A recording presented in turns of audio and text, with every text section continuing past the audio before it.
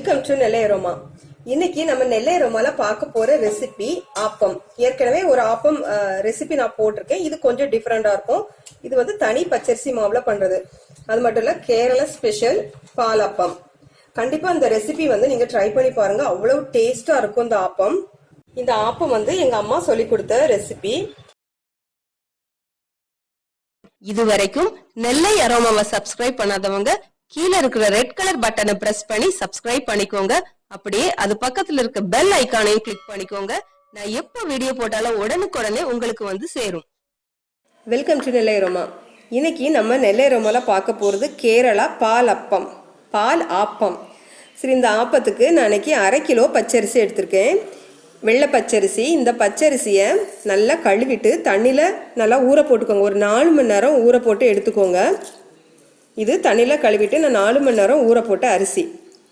இந்த பாலாப்பத்துக்கு இன்றைக்கி நம்ம ஈஸ்ட் எதுவுமே சேர்க்க போகிறதில்ல. புளிக்க வைக்கிறதுக்காக ஈஸ்ட் கல் எதுவுமே சேர்க்க போகிறதில்ல. அதுக்கு பதிலாக கோகோனட் வாட்டர், தேங்காய் தண்ணி. நம்ம சட்னி செய்கிறதுக்கு, குழம்பு செய்கிறதுக்கு தேங்காய் உடைப்போம்ல, அதுலேருந்து வந்த தண்ணி. இந்த தண்ணியை ஒரு 6 மணி நேரம் புளிக்க வச்சு எடுத்துக்கோங்க. நம்ம இந்த மாவில் கலக்கிறதுக்கு முன்னாடி ஒரு 6 மணி நேரம் வெளியே வச்சு எடுத்துக்கோங்க. சரி, இப்போது இந்த பாலப்பம் எப்படி செய்யலான்னு பார்க்கலாம். இப்போது ஒரு சுத்தமான வெள்ளை டவல் எடுத்துக்கோங்க, இல்லாட்டி வெள்ளை துணி எதுனாலும் எடுத்துக்கோங்க. எடுத்துட்டு இந்த அரிசியை இதில் பரப்பி ஃபேனுக்கு அடியில் ஒரு 10 நிமிஷம் வச்சுட்டு அதுக்கப்புறமா மிக்சியில் திரித்து அரைச்சி எடுத்துடலாம்.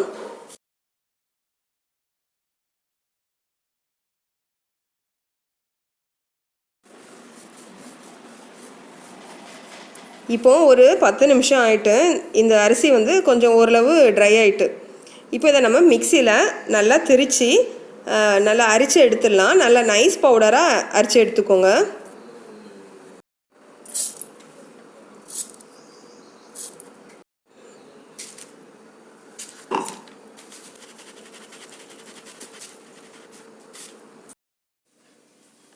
இப்போ பாருங்கள், மாவெல்லாம் நல்லா ஃபைன் பவுடராக, நைஸ் பவுடராக நல்லா திரித்து அரித்து எடுத்தாச்சு.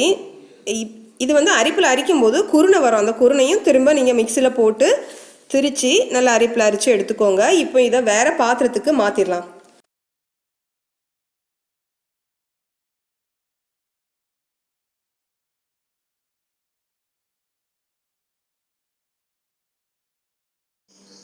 இப்போ இந்த மாவுலேருந்து ஒரு 1.5 கப், இப்போ இந்த மாவுலேருந்து ஒரு 1.5 கப் மாவு, 1.5 கப் வேண்டாம்.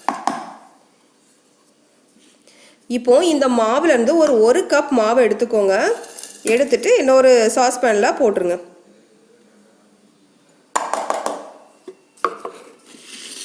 பாருங்கள், இதில் வந்து நம்ம அதுலேருந்து ஒரு 1 கப் மாவை எடுத்து இதில் போட்டுட்டோம். இப்போ இதில் தண்ணி சேர்த்து கஞ்சி காய்க்கணும். கஞ்சி கப்பி காய்ச்சி திரும்ப அந்த மாவில் கலக்கணும்.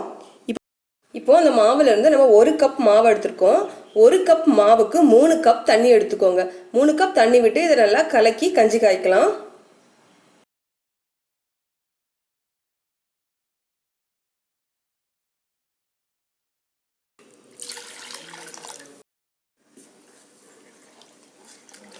இப்போ இந்த மாவை நல்லா தண்ணியில் கரைச்சிட்டு நம்ம அடுப்பில் வச்சு கஞ்சி காய்க்கணும். நல்லா கெட்டி ஆகிற வரையும் கஞ்சி காய்க்கணும். ஏற்கனவே கஞ்சி காய்க்கிறது வந்து விவிகால ரெசிப்பியில் நான் போட்டிருக்கேன்.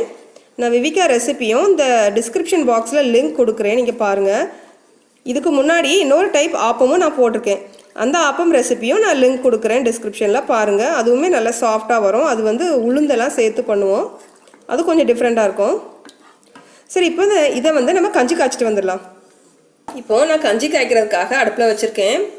அடுப்பை வந்து எப்போவுமே மிதமான தீயில வச்சுக்கோங்க.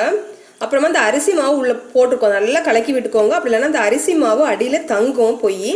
அதனால் அந்த கஞ்சி காய்க்கிற டைமில் நல்லா கலக்கி விட்டுக்கோங்க. இப்போ பாருங்கள், இப்போ இந்த மாவு வந்து கிண்ட கிண்ட கெட்டி ஆகிட்டே வருது. நல்லா கிண்டி விட்டுட்டே இருங்க, இல்லாட்டி கட்டி கட்டியாக ஆயிரும். மிதமான தீயில வச்சுக்கோங்க. இன்னும் கொஞ்ச நேரத்தில் நல்லா வெந்து கெட்டி ஆயிரும் கஞ்சி.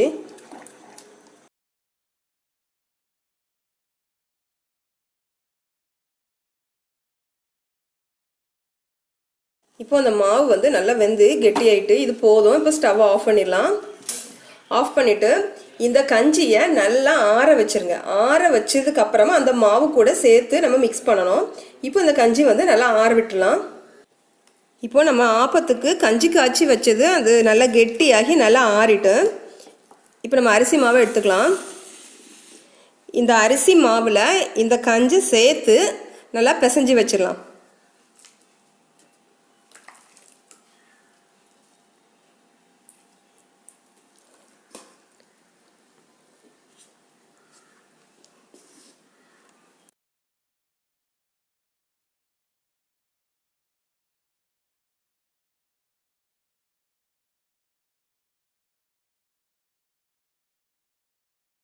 கஞ்சியை சேர்த்து பிசைஞ்சிட்ருக்கோம். கெட்டியாக தான் இருக்கும். இங்கே நீங்கள் தண்ணி எதுவும் ஆட் பண்ண வேண்டாம், அந்த கஞ்சியே போதும். அப்புறமா நம்ம எடுத்து வச்சுருந்த அந்த தேங்காய் தண்ணி அதையும் சேர்த்து ஊற்றி பிசையலாம். ஏன்னா இது நெக்ஸ்ட் டே அடுத்த நாள் வந்து இது புளிக்கும் போது நல்லா தண்ணி ஆயிரும். அதனால நீங்கள் தண்ணி சேர்க்க வேண்டாம். அந்த தேங்காய் தண்ணியும் கொஞ்சமாக சேர்த்து பிசைஞ்சு வச்சிடலாம்.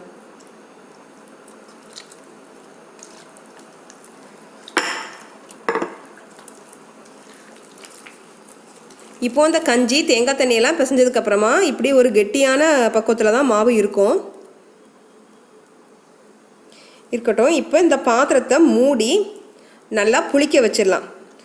ஒரு 6 மணி நேரம், 6லேருந்து 7 மணி நேரம், 7 மணி நேரம் வரைக்கும் இது இருக்கட்டும். மூடி வெளியே வச்சுருங்க, ஃப்ரிட்ஜில் வைக்க வேணாம், வெளியே வச்சுருங்க. 7 மணி நேரம் கழித்து நம்ம ஆப்பம் செய்யலாம்.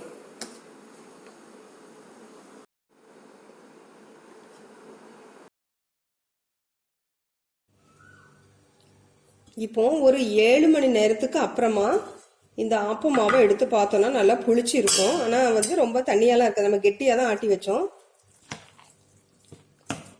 பாருங்க இப்படி இருக்கும். சரி, இப்போ இந்த ஆப்பம் செய்யறதுக்கு இப்போ 1/2 கப் தேங்காய் துருவல் எடுத்துக்கோங்க. இதை ஒரு மிக்சி ஜாரில் போட்டுடலாம். மிக்சி ஜாரில் போட்டு இதை கொஞ்சமாக தண்ணி விட்டு நல்லா அரைச்சி எடுத்துட்டு வந்துடலாம். இப்போ பாருங்க, அந்த 1/2 கப் தேங்காவை அரைச்சாச்சு.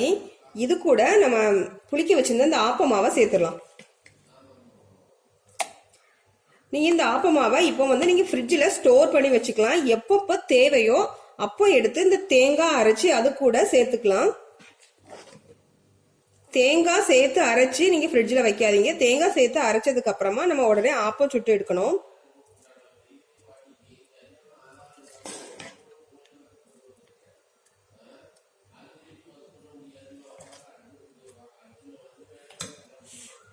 இப்போ ஆப்ப மாவு சேர்த்தாச்சு.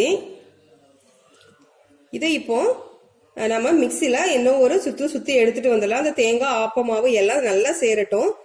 மிக்சியில் ஒரு சுற்றி எடுத்துட்டு வந்துடலாம். பாருங்க, ஆப்ப மாவை நல்லா அரைச்சி எடுத்தாச்சு. இதை ஒரு கிண்ணத்துக்கு மாத்திரலாம்.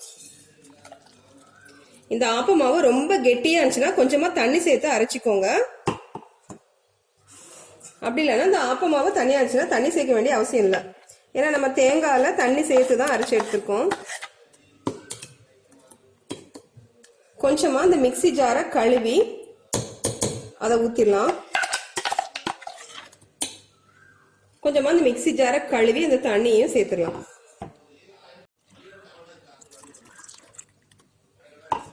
இப்போ இது கூட இந்த ஆப்பத்துக்கு தேவையான உப்பு சேர்த்துடலாம். நம்ம உப்பு சேர்க்கவே இல்லை, அதனால இப்போ உப்பு சேர்த்துடலாம்.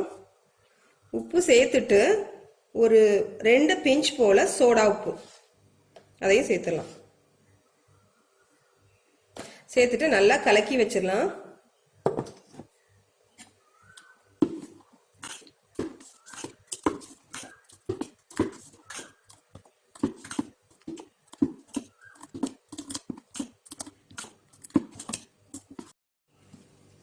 பாருங்க, ஆப்ப மாவு எப்படி இருக்குன்னு இந்த கன்சிஸ்டன்சில இருக்கணும். அதுக்கு ஏத்த மாதிரி நீங்க தண்ணிய அட்ஜஸ்ட் பண்ணிக்கோங்க. இப்போ சூப்பரான ஆப்ப மாவு ரெடி. இப்போ நம்ம ஆப்பம் செய்யறதுக்கு ஆப்ப மாவு ரெடியா இருக்கு. இப்போ ஆப்பம் செய்து எடுத்துடலாம். இப்போ ஆப்பச்சட்டி நல்லா காஞ்சிட்டு ஆப்பம் செய்து எடுத்துடலாம். இதுல ஒரு சொட்டு போல எண்ணெய் விட்டுக்கோங்க. இது நான்ஸ்டிக் அப்படின்னாலும் ஒரு கொஞ்சமா எண்ணெய் விட்டு தடவிக்கோங்க. அப்பதான் இந்த ஆப்பம் வந்து சும்மா ட்ரையா இல்லாம கொஞ்சம் நல்லா இருக்கும். அதுக்காகத்தான். இப்போ ஒரு குழிக்கரண்டி மாவை எடுத்து நடுவில் விட்டு இந்த ஆப்பச்சட்டியை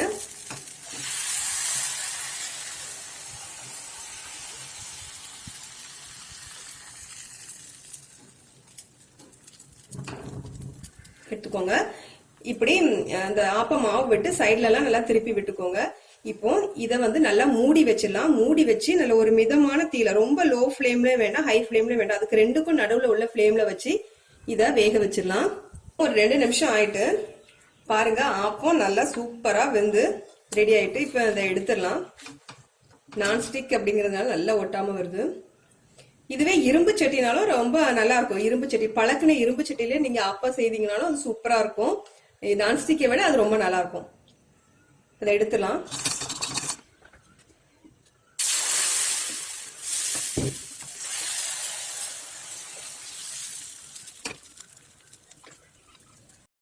சூப்பரான பால் ஆப்பம், கேரள பால் ஆப்பம். கண்டிப்பா நீங்க இதை ட்ரை பண்ணி பாருங்க. ரொம்ப டேஸ்டா இருக்கும். நம்ம தேங்காய் சேர்த்து அரைச்சிருக்கோம். அது மட்டும் இல்ல, புளிக்க வைக்கிறதுக்கு தேங்காய் தண்ணி விட்டுருக்கோம், ஈஸ்ட் எதுவும் விடல. அதனால ரொம்ப ஹெல்தியாவும் இருக்கும், ரொம்பவே டேஸ்டா இருக்குங்க தேங்காய் சேர்த்து அரைச்சதுனால. அது இந்த ஆப்பத்துல தனி பச்சரிசி, புழுங்கல் அரிசி சேரல. நான் ஏற்கனவே ஆப்ப ரெசிபி போட்டிருக்கேன். அது புழுங்கல் அரிசி உளுந்து சேர்த்து. இது தனி பச்சரிசி, ரொம்ப சாஃப்டா டேஸ்டா இருக்கும். உண்மையா நீங்க சாப்பிட்டு பாத்தீங்கன்னா இந்த ஆப்பத்துக்கு மயங்காதவங்க யாருமே இருக்க முடியாதுங்க.